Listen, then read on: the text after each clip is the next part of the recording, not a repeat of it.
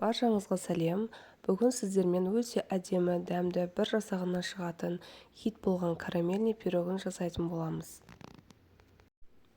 Ең алдымен біз пирогтың қамырын жасап аламыз. Бізге қамырына шекер, май, жұмыртқа, ұн, разрыхитель керек болады. Бірінші кезекте осындай бөлме температурасында еріп тұрған сары майымызды салып аламыз. Үстіне шекер салып, жақсылап бір-біріне араласқанша араластырып аламыз. Міне екеуін араластырып алдық. Енді үстінен ұнымызды салатын боламыз. Ұнды да салғаннан соң біраз жақсылап араластырып аламыз.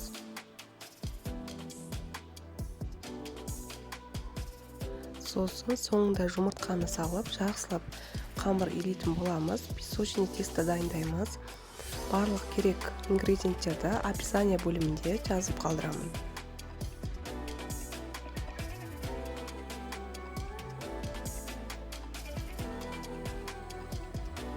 Міне осылай қолымызбен жақсылап қамырымызды илеп алатын боламыз. Басында қатты бір-біріне бірікпейді. Сәл илеген соң осылай бір-біріне бірігіп, әсемі қамыр болады. Сіздердің менің каналымды қолдап кетулеріңізді сұраймын.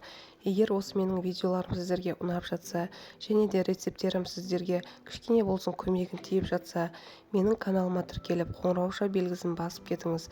Және де ұнаған болса лайк, комментарий қалдырып кетіңіз.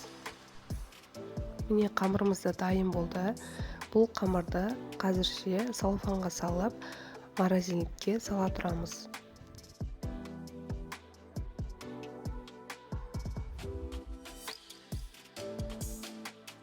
Ендігі кезекте пирогымыздың начинкасын дайындайтын боламыз. Ең алдымен осылай вареный сгущенкамызды саламыз. Артынан жұмыртқа, қаймақты салатын боламыз. Негізі вареный сгущенканың пайызы жоғары. Ең сапалысын алғандарыңыз абзал. Себебі вареный сгущенканың сапасы қандай, пирогтың дәмі де солай болып шығады. Осылай бәрін салып алдық. Енді осылардың бәріні бір масса болғанша миксермен араластырып аламыз. Осылай барлығын бір масса болғанша миксерлеп алатын боламыз. Міне начинкасы дайын болды. Көріп тұрғандарыңызда ешқандай іртігі жоқ. Біркелкі масса болды. Начинкамыз дайын. Енді морозильникте тұрған қамырымызды алып, пирогымыздың қамырына формаға салып жаятын боламыз. Менде форманың диаметрі 24 сантиметрлік форма. Міне қамырымызды формаға осылай бір келкетіп жайып алатын боламыз. Міне жайып болған қамырымыздың үстінен вилкамен осылай басып шығатын боламыз.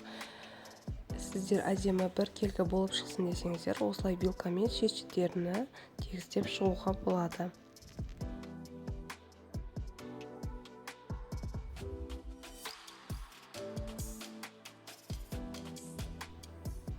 Жайып болған қамырымызға дайын тұрған начинкамызды салып шығатын боламыз. Осы уақыт аралығында бізде пеш қосулы болу керек. 180 градуста қызып тұрған пешке салатын боламыз. Және де 30-35 минутта пісіріп алатын боламыз. Осылай барлық начинкамызды салып болғаннан соң формамыздың екі жағынан ұстап барлық жеріне осылай жаятын боламыз. Сонда барлық жеріне начинка бірдей болып тұрады. Міне пирогымызды әдемі болып пісті. Бөлме температурасында жарты сағат суытып, сосын 2 сағат холодильникке салып қою керек. Мен 1 сағаттай қойдым холодильникке. Міне көріп тұрғандарыңыздай өте әдемі болып қатқан, әдемі болып пісті, бір жасағаннан шығады. Міндетті түрде жасап көріңіздер. Егер менің видеоларым ұнап жатса, каналыма тіркеліп, қоңырауша белгісін басып қойыңыз.